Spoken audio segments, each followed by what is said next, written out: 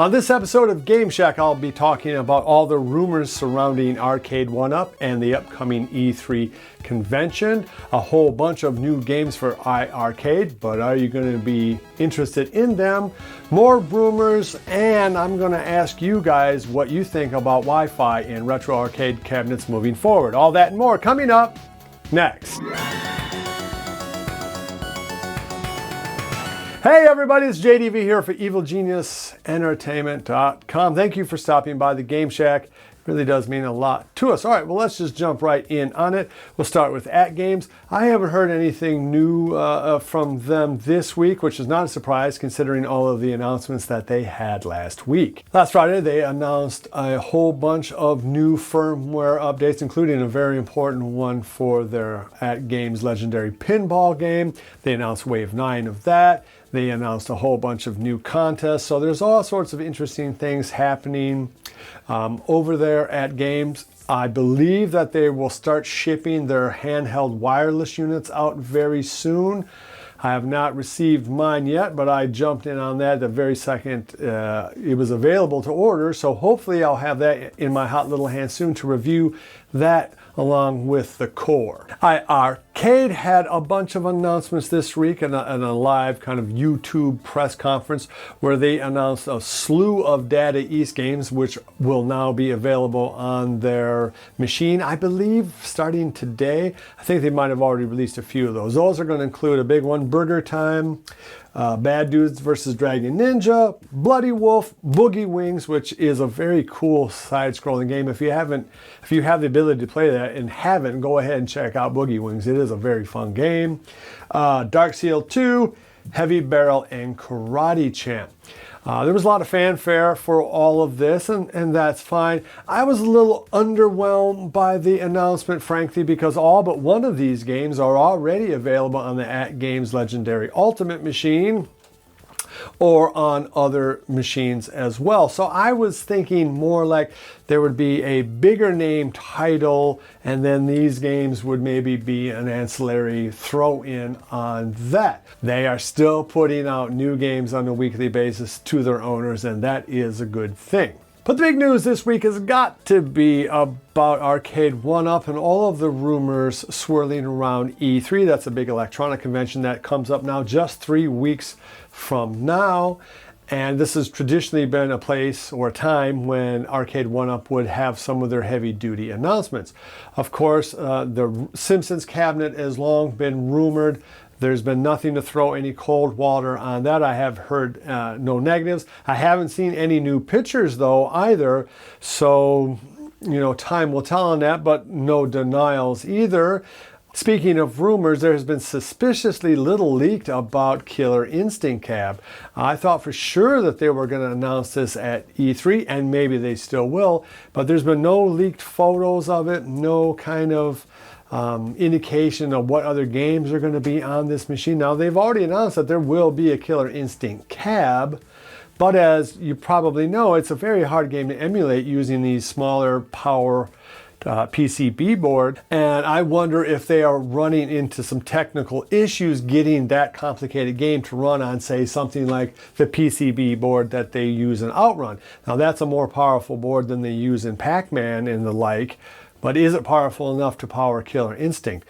Well, I guess time will tell. Of course, we still have 3 weeks. A lot can happen in between now and then, but I think it would be very disappointing if both The Simpsons and Killer Instinct were not announced, especially if both of them aren't announced. Then you're going to have some really upset people. I'm still having my fingers crossed, hoping that both will be announced at E3. Another kind of more funny thing is that something that people are already dubbing the Babycade leaked out, and that's something like a smaller Pacman machine that was made out of sort of that durable soft plastic that you see in children's toys. I guess to, you know, have your 3-year-old acting like he can still put quarters into a machine. On the one hand, it seems like a great idea to get young players in. On the other hand, why wouldn't you just buy a legacy cabinet and get the kid a stool? But it does show an indication that they're trying to reach out now to other demographics besides the hardcore arcade gamer which I think is interesting all by itself. Sticking with Pacman rumors from Arcade1up, there's a mock-up of the artwork for the 40th edition of Miss Pacman, which of course this is the 40th year, either now or coming up in 2022. I think it's this year. Either way, they are, it looks like coming out with a 40th edition of Miss Pacman. And besides new artwork on it, I think what's interesting about it is that this cabinet is rumored to have Wi-Fi. Now that is a very interesting thing. Of course, the 40th edition Pacman did not have that on there. We also don't know how many games are going to be included, if it's just going to be 7 or 8 like on the Pacman 40th edition, or are they going to go kind of meld legacy cabinets here and have 12 games on there. I'm guessing it's going to only be 7 or 8 games, and heck, it could be even fewer games on this cab. Time will tell. I do think that the addition of Wi-Fi on this machine is an interesting one, and I'm going to talk a little bit about that in a second. And speaking of Wi-Fi, the big blue version of Street Fighter, which of course has been leaked now for a little while, is also reported to have Wi-Fi on it. And of course, that is a thing that Street Fighter fans have been waiting for from Arcade1up, is having Wi-Fi capacity on that game.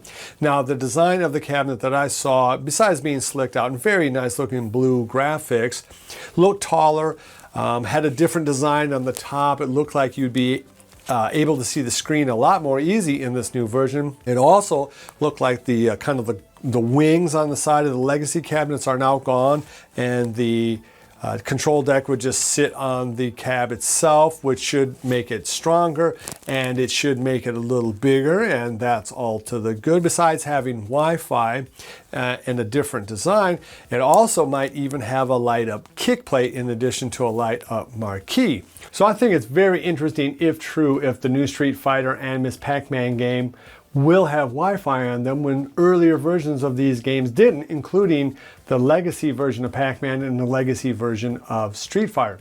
All of which brings us to the topic of the week and my question to you guys, which is, how important is Wi-Fi to you guys? Now, I come from the camp when I first started getting into this, I did not give a dang about Wi-Fi. It was completely not important to me.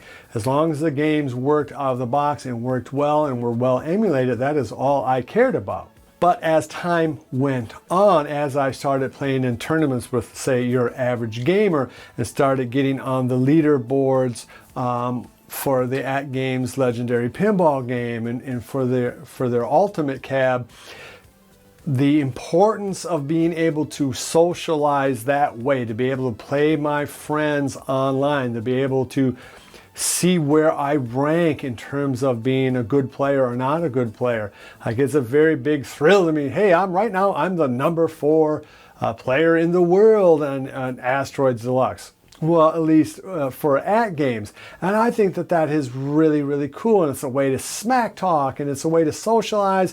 It's a way to be a part of this growing, awesome community. And that is the biggest, most important reason why I really would not buy a new arcade retro style game if it did not have Wi-Fi. I am genuinely curious as to what you guys think about this. For me, it's a super important aspect now of being in this community and owning these games.